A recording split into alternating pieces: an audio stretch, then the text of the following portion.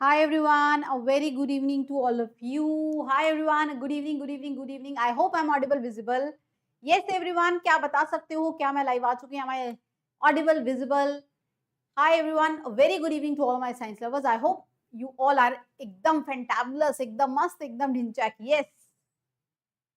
So I am back with another session of B2A series, Basics to Advanced series, especially for NSEJS aspirants, right? So quickly, mark your attendance in the session that are you going to crack NSEJS 2025? We say yes or no, right? So if you are determined to be NSEJS qualifier, tell me yes or no. And please do like the session, all the NSEJS aspirants on a positive spirit. Yes. So are you ready to crack NSEJS 2025? Are you determined? Yes or no? Okay, great, Arush Soni. Good evening, good evening, good evening. So, today we are going to do chemical bonding and very important topic of chemical bonding, that is VSEPR theory. So, today we are going to learn the basics of covalent bond. What is a covalent bond? Right? And then we'll move on to a very important, very interesting and amazing theory, that is VSEPR theory. Yes. Okay, everyone is ready, guys. So this is VSEPR theory part 1. So stay tuned, guys. And let me tell you about this theory. This is interesting, amazing, and important for NSEJS. So if you are targeting NSEJS this year, this theory you should definitely know. And I'm sure it is really going to be fun to know this theory, because knowing this theory means you know a lot in chemistry, right, guys? Okay, great, great, great. Perfecto. Nice. So, positive spirit, high spirit. Let's start. And before starting, I hope you all are aware that All India Mock Test Series for NSEJS 2025 is live. You can enroll yourself for this All India benchmarking NSEJS test series schedule. I have already shared. So, you can be a part of this test series. Link will be in the description box at 899 using this coupon code, right? So enroll, be a part of this series at 899 using the coupon code, right? So there will be 7-part test topic wise and 3 full syllabus tests, NSEJS pattern, NSEJS level, and of course at the same time. And of course, if you are in 10th or below grade and interested in maths and science, then this new exam, SEHSS exam, should be your another target, especially if you are preparing for NSEJS. Do not forget to give this exam, because this exam is a subset of NSEJS, I will say. So if you are preparing for NSEJS, your probability chances to qualify for this exam, of course, improves, right? So batch timing for this batch that we launch for SEHSS is 7 to 9, and this is the batch price, guys, right? Chalo, let us start aaj ka session. And of course, if you clear this exam, SEHSS exam will give you 100% refund, 50% is refund to top 1%, and 30% refund of your fees to state level, right, guys? Okay, now let us start chemical bonding. Yes, chemical bonding. What is a chemical bond? I have already told you it is a force of attraction. And in our previous sessions of B2A series, we have already covered ionic bond, electrovalent bond, right? So I hope if you are following this series, if you are an aspirant who is targeting NSEJS, so I am sure you should be aware of ionic bond by now. If not, go and watch the lectures. Now, in today's session, I am going to talk about covalent bond. Yes, those who know what is a covalent bond, how it is formed, they can write in the chat box, guys. So, what is a covalent bond? So, basically, two atoms which are alike. Say, I have two nonmetals. Both of them has tendency to accept the electron because they are similar, right? So, when they have to make a bond, when they have to do a partnership, what kind of partnership they will do? Because both are like equal. Nobody wants to lose electron. Both are non-metals. Both have similar nature. So, if they want to make a bond, they have to contribute equally, right? So, this is a covalent bond formed between two atoms, right? Those atoms should be of similar nature and one electron each will contribute and they will form a bond. So what is the definition of covalent bond? The bond formed by the mutual sharing of electrons between two atoms, right? Sharing. One electron you will give, one electron I will give. Now we'll make a company, we'll make a bond, that is a covalent bond, right? So when this type of bond, covalent bond, will happen when the two atoms like similar, they don't differ in their behavior. That means if their electronegativity difference is less than 1.6, right guys? So what is a covalent bond? A bond which is formed by the sharing of electrons between the two atoms. That is a covalent bond, guys. Yep. Got it? So that is a covalent bond. And of course, covalent bond, the molecules which are having covalent bond, the molecules which are having this type of sharing of electron, they are known as covalent molecules, right? So for example, I have hydrogen. Hydrogen has one electron. Another hydrogen, it has one electron. So what they will do? They will share one electron by one hydrogen. They will share these two electrons and form a bond. That is a covalent bond. For example, I have chlorine atom. 1, 2, 3, 4, 5, 6, 7 electron it has, right? And I have hydrogen. Again, it has one electron. So what they will do? Because chlorine wants to complete its octet. Chlorine wants to have 8 electron. What it will do? It will share its one electron with hydrogen like this.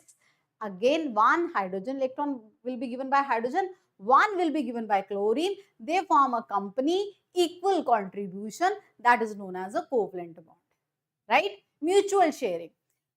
Electrovalent bond or ionic bond is formed by the transfer of electron. One atom loses electron, other gains that electron. That is ionic bond, electrovalent bond. But in covalent bond, it is a sharing because both are similar. Nobody wants to lose electron. So whenever we have a non-metal atom, another non-metal atom, what kind of bond they will form? They will form covalent bond, right guys? Yo. And whenever we have a metal atom and a non-metal atom, they have different natures. So they will form ionic bond. Got it guys? Yes or no? So covalent bond is formed between two similar atoms, right? Which doesn't differ in their behavior. They do not want to lose or gain. They just believe in sharing. Sharing is caring, right? That is the tagline of covalent bond. Sharing is caring. Yep. So now let us observe these two molecules having a covalent bond. So these two atoms are similar, guys. Hydrogen, hydrogen. Both are similar. So there are no charges between the two. But if I talk about hydrogen and chlorine, there is a covalent bond formed by the sharing. Chlorine, because it is more electronegative, more lalchi for electron, what it will do? It will attract the shared pair of electron toward itself. The electron pair, one bond is formed by two electrons. And if both are contributing one electron, the electron pair, the bond pair of electrons should be between the two atoms. Now, because chlorine is very smart, very electronegative, what it will do? It will attract that shared pair, the two electrons of the bond toward itself, right? So that means Cl negative will have a negative charge, right? And hydrogen will have a positive charge. Got it, guys? Yes, so there is a positive charge on hydrogen because its electrons are gone towards chlorine, not added in chlorine, but shifted towards chlorine, right? So this chlorine has more electron density, right? So there is a difference between two types of molecule. Here is also covalent bond, here is also covalent bond, but there are no charges, no poles created, positive, negative pole. So we'll call it this a non-polar covalent molecule, where there is no charge separation, right? Whereas if I talk about HCl, it is a polar molecule, polar covalent bond, right? Many of the students think that HCl has ionic bond. How many of you thought that? Are you among the same lot of students who thinks HCl is having ionic bond? No, it is having a covalent bond, but definitely there are some charges because of the electronegative difference. So HCl is having a polar covalent bond. Similar kind of equation was asked in NSEJS before, right? Non-polar covalent bond and polar covalent bond. So when two same atoms form the bond, it will be a non-polar, no charge separation. But when two different atoms forms a covalent bond, because one is more electronegative, another is less electronegative, so definitely they will have a charge separation, dipole formation. So we call it a polar covalent bond. Got it, guys? Very good. Now let's move ahead. So the molecules having covalent type of bonding, they are, we can call them, they are covalent compounds, right? So what are the characteristics of covalent compounds? Those which are having some covalent bond in them. So can any one of you tell me, what do you think? Ionic bond is stronger or covalent bond is stronger? Which is a stronger bond, ionic or covalent? Arnav, NaCl is clearly ionic, but Na, sodium is a metal, chlorine is a non-metal. Whenever metal non-metal forms a bond, it is ionic. Because they are two different species, different behavior. Metals are different, non-metals have different behavior, right? Yes, guys, quickly let me know. Ionic bond or covalent bond, what do you think is more stronger? Which should be more stronger? No, Arush. Ionic bond is stronger than covalent bond because ions strong electrostatic force of attraction. In ionic bond, we have a cation, we have an anion. And because of opposite charges, they attract each other. There is electrostatic force of attraction.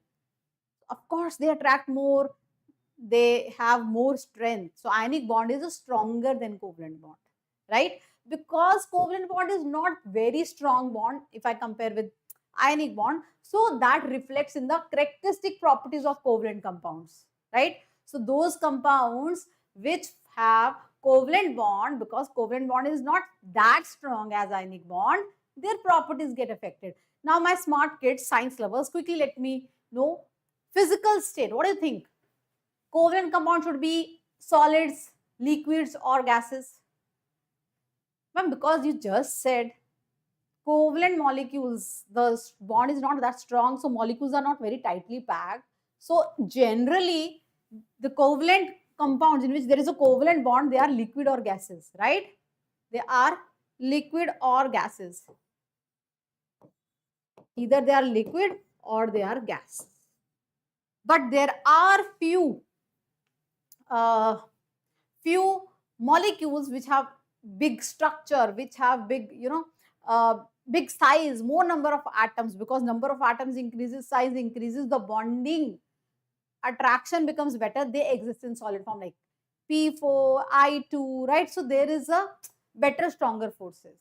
I2, iodine exists as a solid, right? Because more mass, stronger forces, but generally they exist in liquid or gaseous state. Now, because again the forces between them are not strong, we can easily melt them or boil them. So they have generally low melting and boiling point, but the bigger molecules like diamond is carbon only with covalent bond. Silicon carbide, they have huge 3D structure. There is a covalent bond, they are covalent molecules only, right? But because of their huge three-dimensional structure, which is difficult to break, needs a lot of energy to break, they have high melting and boiling point, right? So those covalent molecules which have three-dimensional network structure, they have more high melting or boiling point. So now let's talk about electrical conductivity. They are bad conductor of electricity, except few like HCl in solution will conduct electricity because it will break into H positive and Cl negative, right? Yes, generally they are bad conductors with few exception because they can conduct electricity. Why? Because of the presence of ions. For example, water, ammonia, they are also covalent molecules, but they can conduct electricity because of the self-ionization, right? In general, most of the covalent compounds, they are bad conductor of electricity because to be a good conductor, guys, charge has to flow. There should be a free flow of charge, electron or ions, then only it can be a good conductor. Got it, guys? Very nice. And nine all in one. Now let us talk about their solubility. What do you think? Comment on their solubility, covalent molecules. Will they be soluble, non-soluble? In what kind of solvent they will get dissolved if they will get. Yes, guys, let's see how many of you are using your dimag. So if you are simply cramming science without applying the logic, without thinking yourself, then that means you're not studying science, you're reading some history book, right guys? Solubility. So guys, basic funda of solubility, always remember, like dissolves like. जो जैसा है वो वैसे में ही घुलता मिलता है. You are like your friends, right? You'll be friends with those who are like you only. So like dissolves like. So covalent molecules, because generally they are non-polar, so they'll be more soluble in non-polar solvents, right? So like dissolve like. Ionic compounds, because they have charges, they are more soluble in polar solvent, because polar solvents like water, there's a charge, right guys? So like dissolve like. The kind of solute and the kind of solvent, they will be there will be mixing up between the two if they are alike, right guys? Okay, hi everyone, hi Haricharan, hi Aditri. Yups. Yes, of course, Arnav. That means covalent molecules are generally soluble in organic solvent like benzene, toluene, because they are generally those solvents which are not polar. Very well done, Arnav. Okay, so these are the general properties of characteristics of covalent molecules where there is a covalent bond, right guys? Okay, now let's talk about a very interesting type of covalent bond, which is known as a coordinate bond or dative bond. It is a special type of covalent bond, right? So coordinate bond or dative bond is a special type of a covalent bond. See what happens in a covalent bond. What is a normal covalent bond, guys? So ma'am, a normal covalent bond is a bond in which a normal covalent bond is a bond in which two atoms give one electrons each, right? Let's see a normal life. One electron by A, one electron by B. They both share this electron and become a normal covalent bond. This is the normal life. This is normal covalent bond, normal life, right? Now, what is Mentos life? So, we have a Mentos life also. Now, I have atom A who is happy. This atom is happy in its life because it has 8 valence electron, complete octet. Now, there is another atom B, right? Which is having 6 valence electrons. So B is sad. Why it is sad? Because it needs 2 electrons to be stable, right? Yups. Got it? Now it goes to A. Please give me 2 electrons. Share these 2 electrons with me. Make a bond with me so that I can also become stable.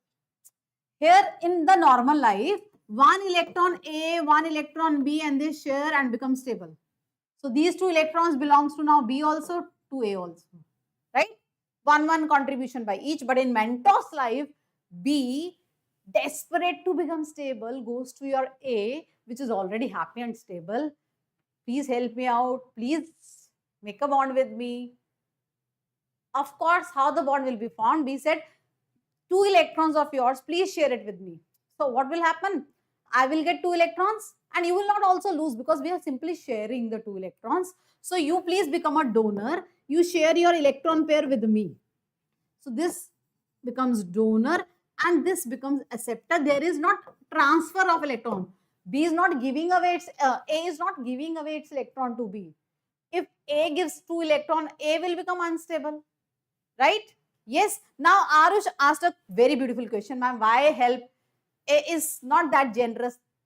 So of course A also asked B, why should I help you? I'm already stable. What I will get if like I form a bond, you will become stable, you will have a complete octet, that's fine.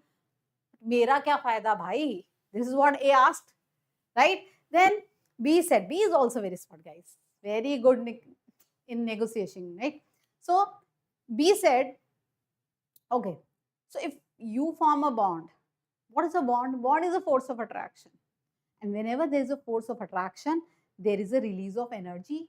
So if you form a bond, you will also become stable because your energy decreases. You will lose energy in this bond formation process. And of course, you will also become stable. Yes. So that sound convincing to A. And then A said, okay. So I can see now my benefit also in this. Let's make a bond. So this is a special type of bond where both the electrons are of the shared pair. of the bond belongs to one atom. It's not one deal, it's two. I'm sharing these two electrons, you share with me. I'm not losing, I'm just sharing my two electrons with you. So this is a donor and that is an acceptor. So when this coordinate bond is being formed, when one atom has a complete octet and another has incomplete octet. Right, guys? So this is how the Mentos life in covalent bonding happens, right? So normal life, both one electron sharing, normal life. What is the Mentos life? One atom. Bond is formed between two atoms and one bond is formed by two electrons. To make a bond, we need two electrons. Now in this case, in Mentos life case, that is coordinate bond or a dative bond, both the electrons of the shared pair is given by one atom. Got it, guys? Chamka. Yups. Yo. Perfecto. So that is a coordinate bond or a dative bond. And it was a primitive theory. You can always replace your coordinate bond by a normal covalent bond. So you put an arrow to show that this is a donor, this is a acceptor. When there is an arrow, that shows this is a coordinate bond. But you can always replace this coordinate bond with a normal covalent bond by putting the charges. Got it? Yeps, by putting positive and negative charges. I hope, guys, this is clear to you. So coordinate bond or dative bond is a special type of a covalent bond. Why I am calling it a special type of a covalent bond? Because ultimately there is a sharing of electron between two atoms. That is the base, the foundation of covalent bonding. There has to be sharing of electron between the two atoms, not the gain or loss, right? So I hope that is cool enough to understand, guys. So what is the condition for the formation of coordinate bond, or we can also call it a dative bond? That octet of one atom should be complete, the happy atom, another a desperate atom, the incomplete octet, right? Perfecto. Now these are all the examples of like bond, right? Now there's a term which is generally asked in exam, that is a covalency. So what is a covalency? The maximum number of covalent bonds formed by an atom. That is a covalency. What is a covalency? If I ask you what is the covalency of carbon, you will say 4. One carbon atom can maximum 4 covalent bond can be formed, right? That is the term that we used, covalency. Got it? Yes. So if I ask you what is the covalency of boron in BF3, you will say 3. One boron is making 3 covalent bond, one with each fluorine, right? So covalency means the number of maximum number of covalent bonds an atom is forming. एक term है, बता दी कि कल को exam में पूछी जाए, you should be able to answer it, right? Because I have seen question on covalency being asked in NSEJS exam. It was pretty simple, pretty easy, but most of the janta didn't know what is covalency. Yes, got it? Okay, now let's come to the most interesting part of the session, that is VSEPR theory, right? So guys, do you know covalent molecules have a particular shape? They are directional. The covalent molecules means those molecules which have covalent bond in them, they have particular shapes. Like water is V shape or bent like shape. Methane is tetrahedral. Do you know this? Yes. So covalent molecules have different shape, and we have a theory, that is VSEPR theory, that explains the shape of covalent molecules. How you can predict the shape of water molecule, methane molecule, carbon dioxide, right? So all these covalent molecules, they have a particular shape. So VSEPR theory, all the exams, it is important. NSEJS, KVPO, it was before, NSEC, right? Yes, got it, guys? So this was a covalent bond. Okay, guys. So VSEPR theory. VSEPR theory, valence shell electron pair repulsion theory, was given by, you can see, Gillespie and Nylon, to predict the shape of a covalent molecule. Very interesting theory, guys. Just stay in the lecture, and after the lecture, if you listen this lecture, if you follow this lecture carefully, बहुत मजा आएगा. You'll enjoy, you'll learn a lot, right? So what is the full form of VSEPR theory? Valence shell electron pair repulsion theory. So that means these scientists, they gave a theory which can predict, which can tell you the shape of a covalent molecule. What is a covalent molecule? Those molecules which have covalent bond in them, right? So as the name suggests, guys, what does the name suggest? Name suggests valence shell electron pair repulsion. That means this theory is based on the repulsion between the electrons of valence shell of an atom. First, please tell me if you know what is valence shell of an atom. Valence shell, what do you mean by valence shell? And we call it ultimate shell also. What is the valence shell of an atom? Ma'am, valence shell means last shell in which electrons are present. Last shell, outermost shell of an atom in which electrons are present, that is a valence shell. Got it, guys? And the electron present in the last shell or the outermost shell, they are known as valence electrons. And you know, electrons, all electrons are negatively charged, right? And if they are closer, if they come close to each other, they will repel, same charges repel each other, right? So, of course, valence shell is the outermost shell and the electron present in the valence shell is known as the valence electron, and this theory tells you the shape of molecule depending upon the repulsions between the valence shell electrons, right? Now, I really want to let you know two terms that I'm going to use in this theory. What is bond pair? So, how many electrons for one bond? One bond is being formed by how many electrons? How many electrons we need to form a bond? Ma'am, 2 electrons. So, bond pair means electron pair, this 2 electron of a bond, which are involved in bonding, which are forming bond. What is bond pair of electron? That electron pair which is involved in bonding. Got it? And what is lone pair? Lone pair. That electron pair of the valence shell, that electron pair of valence shell which doesn't participate in bonding. No bonding, which is not participating in bonding, right? So those 2 electrons of the valence shell of an atom which are not participating in bonding, which are not doing any kind of bond, which are not forming bond, they are known as lone pair. What is the lone pair of atom? Electrons. Electrons in the outermost shell of an atom, that electron pair means 2 electrons, right, which is not participating in bond formation, that is a lone pair. And what is a bond pair? That electron pair of an atom which is participating in bond formation, which is making a bond, that is a bond pair. Electron pair of a bond. This basic thing is clear, guys. What is a bond pair? What is a lone pair? Because in this theory, I am going to use all these terms, right?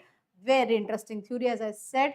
So, guys, as per VSEPR theory, the shape of a molecule depends upon the number of valence electron pairs around the central atom. In a molecule, there is a central atom which is bonded to different atoms. For example, let's take an example. I have CH4. CH4 is a covalent molecule, which is a central atom. Ma'am, carbon. So, carbon is the central atom and hydrogens are bonded to that carbon. So, if I ask you H2, which is the central atom, ma'am, oxygen, this is the central atom, hydrogens are side atom, right? So, according to this theory, the shape of the molecule depends upon the electron pair of the valence shell of central atom, right? Yes, whether they are bonded or non-bonded, whether they are bond pair or lone pair. Yups. Yes. Now, pairs of electron in the valence shell, they repel each other. Of course, if the electrons come close to each other, they are negatively charged, there will be repulsions indeed, right? Now, for an atom to be stable, a molecule wants to be stable. So, how it can be stable? If it keeps those electron pairs as far as possible, right? So, I am a central atom. I have electron pairs around me, some bond pairs, some lone pairs. If I want to be a stable molecule, what I should be doing? I should keep these electron pairs as far as possible so that there will be less repulsions between them and I can be stable. Obvious, logical, guys, yes or no? Right? So, these electron pairs around the central atom tends to occupy those positions in space which minimize the repulsion. That means they want to be as far as possible. Stay away, guys. Like they are saying, the electron pairs are saying stay away, right? Because if they come closer, there will be repulsions. If there are repulsions, how my little cute molecules H2O, CO2, CH4, they can be stable, right? Got it, guys? Yo. So let's move further. This now the order of repulsions. So those who are free, nothing to do in life, they will create the maximum problems, right? Do you agree, guys? Those people who have nothing to do in life, all day they are wasting. They create more problems. Yo, same. Lone pair. What is a lone pair? I told you. That electron pair of valence shell which is not participating in bonding, which is not doing any work. So one lone pair will repel the another lone pair the most. लड़ाई झगड़ा वही करेगा जो free होगा. Right? The person who is idle the all day, not doing anything. लड़ाई झगड़ा. Got it? So lone pair repulsions will be maximum. Followed by lone bond pair, because bond pair is the electron pair of bond involved in bonding, occupied, I have no time to fight. And the least fight and the repulsion will be in two bond pairs, the electron pairs of two bond. So maximum, who will repel each other? Lone pair, both are ideal, nothing doing. Right? Yes. Electron pairs, they are not involved, they are not shared between two atoms, lone pair. Lone pair is on the single atom, right? Bond pair is the electron pair shared between two atoms via covalent bond. But a lone pair with the atom only, all the electrons collected at one place, so of course there are more repulsions. Pretty logical, guys. Yes. So guys, these are the main points of this theory, that is VSEPR theory. Now using all these points, I will explain you the shape of covalent molecules, how the covalent molecules, the atoms arrange themselves to become more stable. Right, guys? Let's start. Okay. So first we will start with those molecules which have no lone pair, right? First I will start with those molecules which is not having any lone pair. Yep.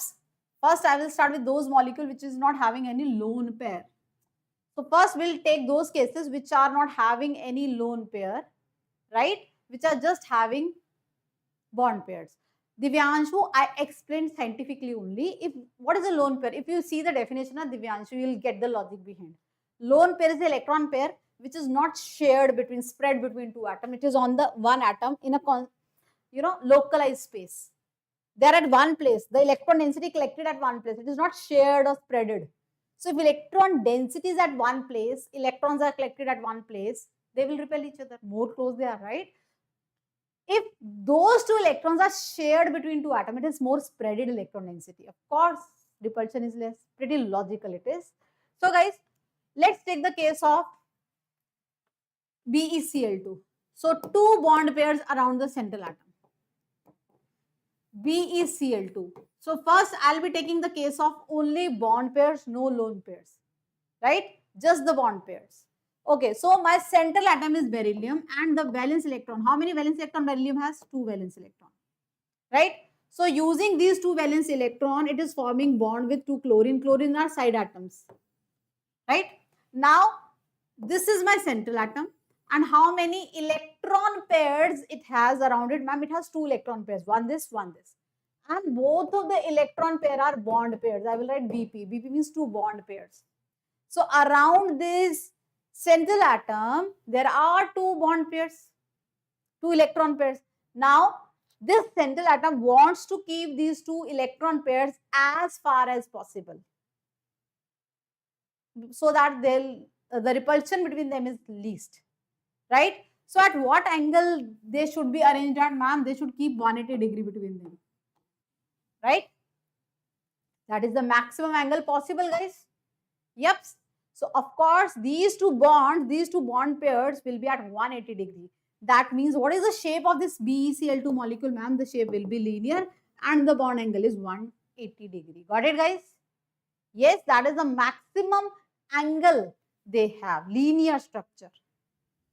So when there is just two bond pair around the central atom, it will be linear molecule. The molecule will take a linear shape, right? Two bond pairs. I am first taking up the cases where are just the bond pairs.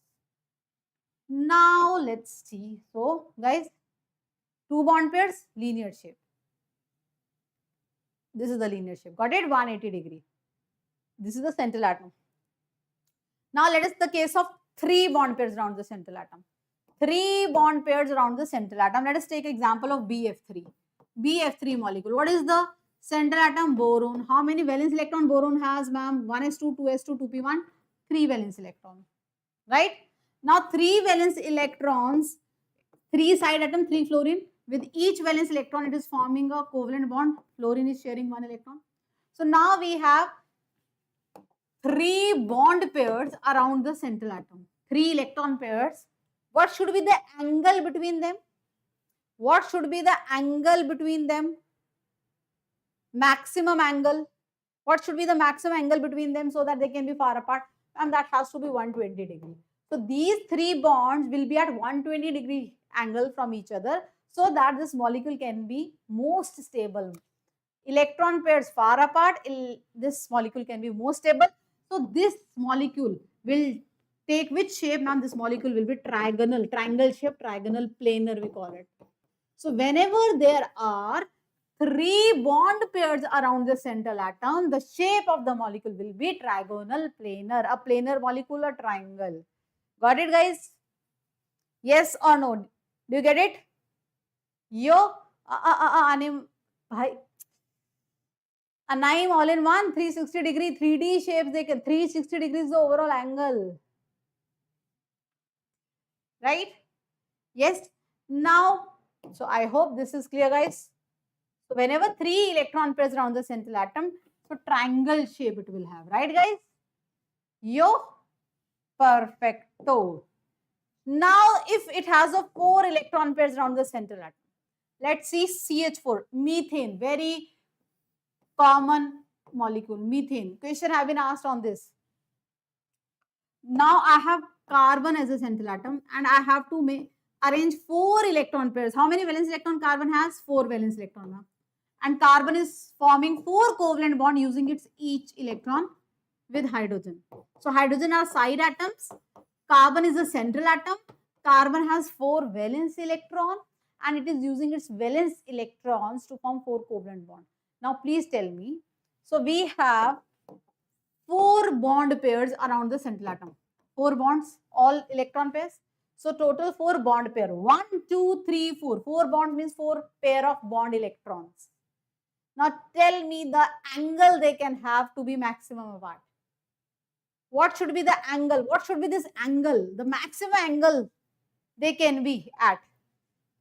4 bonds. Carbon has to arrange these 4 bonds around itself so that there is a maximum angle between the bonds. 90 degree? No. No.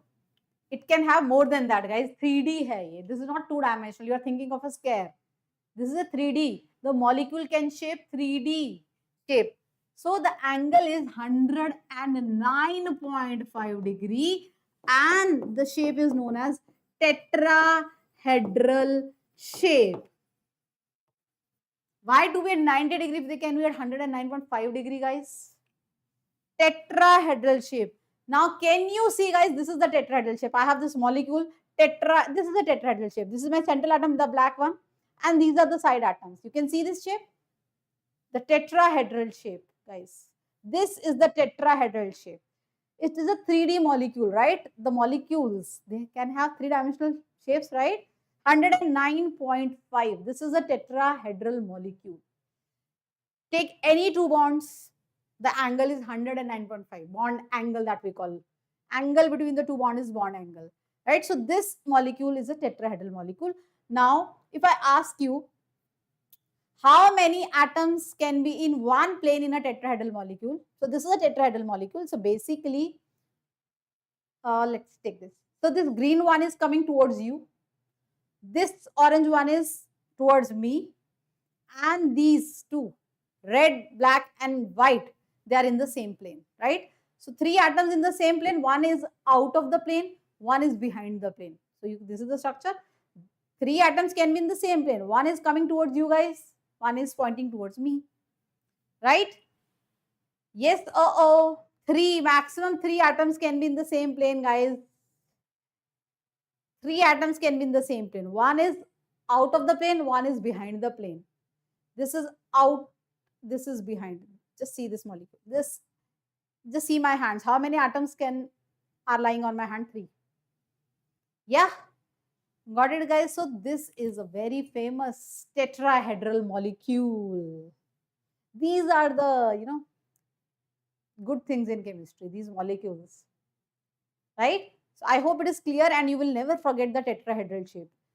So the angle is not 90 degree, it is 109.5 and we call it tetrahedral shape. So if you have 4 electron pairs and all of them are bond pairs around the central atom, at what angle they'll be arranged? They'll be arranged at 109.5 and that is known as a tetrahedral shape. Chamka, this is tetrahedral shape because it forms a tetrahedron. What is a tetrahedron, guys? Which has, tetra means 4 faces. Right? So this is a tetrahedron and it is a tetrahedral shape. Got it, guys? Yo. That's good, Divyanshu.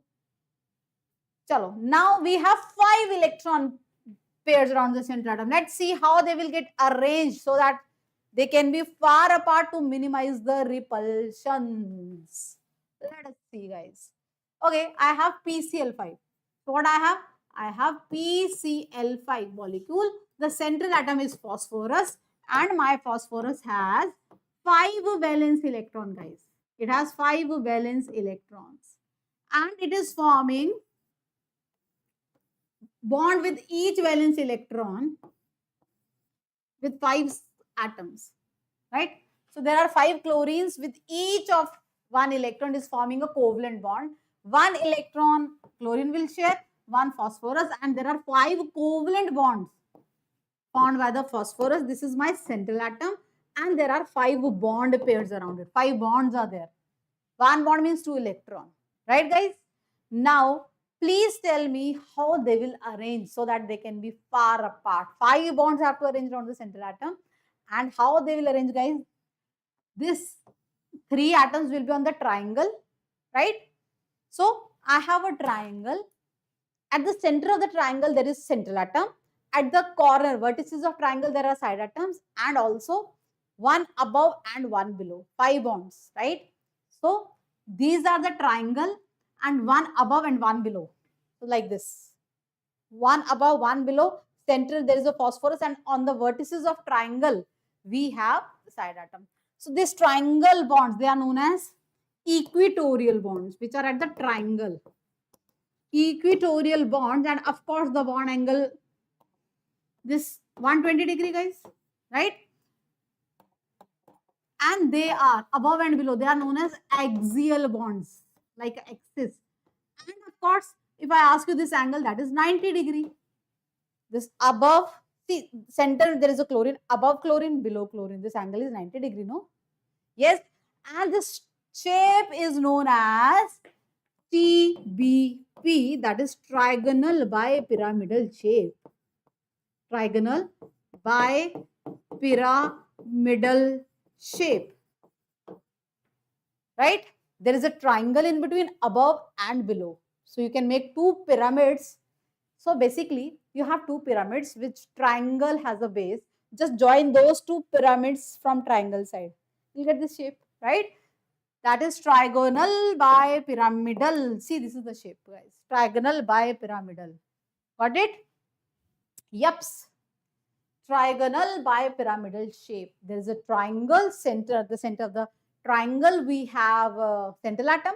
Above, below, axial bonds and equatorial bonds. Axial angle is 90 degree, perpendicular. Equatorial angle is 120 degree. Yo, perfecto. Yups. Chalo, good. Now let us get to those molecules which have 6 electron pairs around it. Okay, let us take the case of SF6. Central atom sulfur. Sulfur has 6 valence electrons in the valence shell. and with each it is forming a bond, covalent bond with fluorine 6. Now how they will arrange, guys? Now we have 6 bond pairs, 6 electron pairs around the sulfur, the central atom. How they can arrange themselves so that they can be maximum far apart? How? Let's see. How they can arrange? Ma'am, just replace that triangle of trigonal bipyramidal by a square. Put a square here, ma'am. Instead of triangle, put a square above and below. Yes? So this is octahedral. Octahedral shape. Very famous, very common again. Octahedral shape. So there is a central atom and there is a square. At the vertices of square, we have atom above and below also. Right? So in TBP, you have triangle in between. Now in octahedral, you have a square in between above and below. Got it? Yes. This shape we call it octahedral. There is a square. And what will be the angle, guys? 90 degree. Because it is a square. The diagonals of square bisect at 90 degree. That is 90 degree. And this is octahedral shape. Now you will ask me, ma'am, why it is octahedral? Why you are calling it octahedral? Because it has, octa means 8. Octa means 8. This is square above and below, right? Octa means 8. It has 8 faces, right? 8 faces. One face, one triangle, right? Another triangle, right? So you have 4 faces, 4 triangles below, 4 above. So it has basically 8 faces. Yups. 8 faces, octahedral.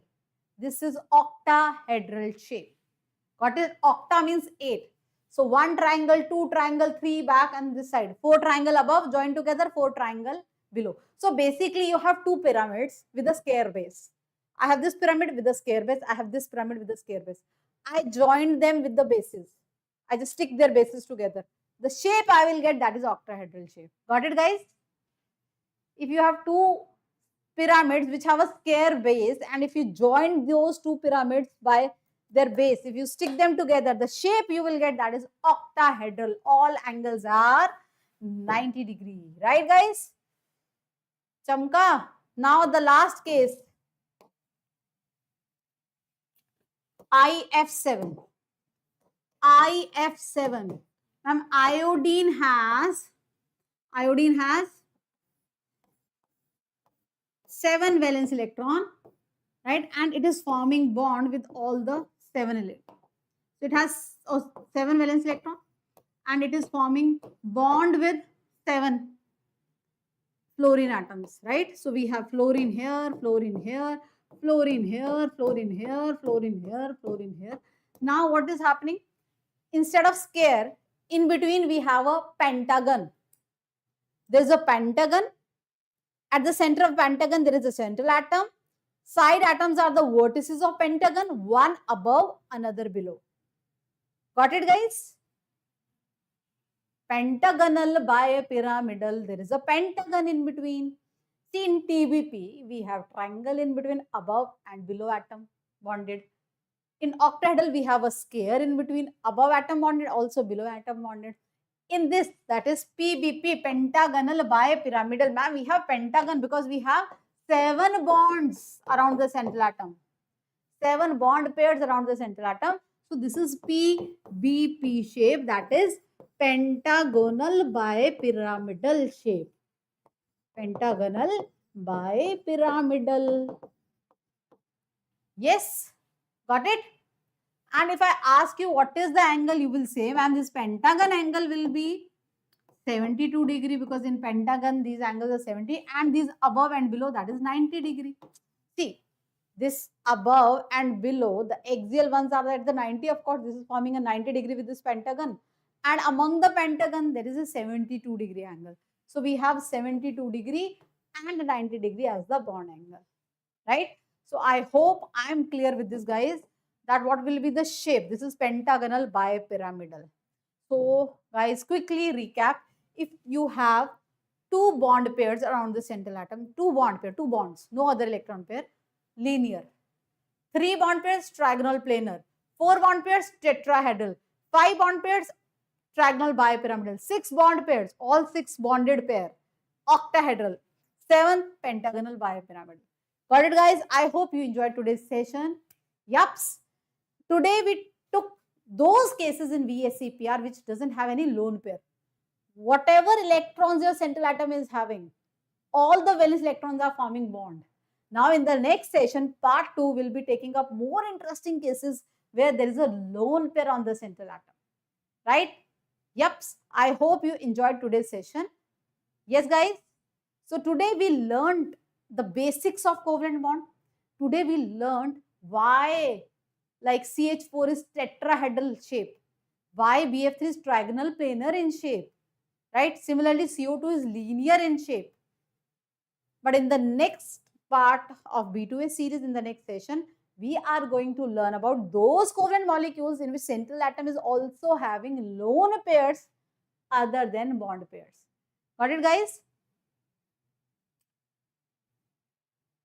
No, it's the same, Divyanshu. ऐसा कुछ नहीं है यार. It's the same. It's the same. No. Right, guys? So I hope you learned this, and that's all for you today. So I hope you learn this process. You enjoy this process of learning, and see, NSEJS is just the way so that you can get exposed to more deeper science, more better, more in-depth concepts of science. NSEJS is just the medium to learn that, to get exposed to the depth of the science topics. That is usually missing. That is usually missing in, right, our school curriculum. That is the irony. That is unfortunately that till 10th, we are not that much exposed to science or maths, right, especially science. So we want you to explore your potential by learning more and more about science at a young age. Right, guys? So do not forget to share, like, and subscribe the session and the channel, guys. Yep, and All India Mock Test Series for NSEJS aspirant 899 you will get, guys. 899 using the code. Yep. So we are having this test series quickly, guys. Mock test helps you the maximum in any exam preparation because that helps you to analyze your strength and weakness, right?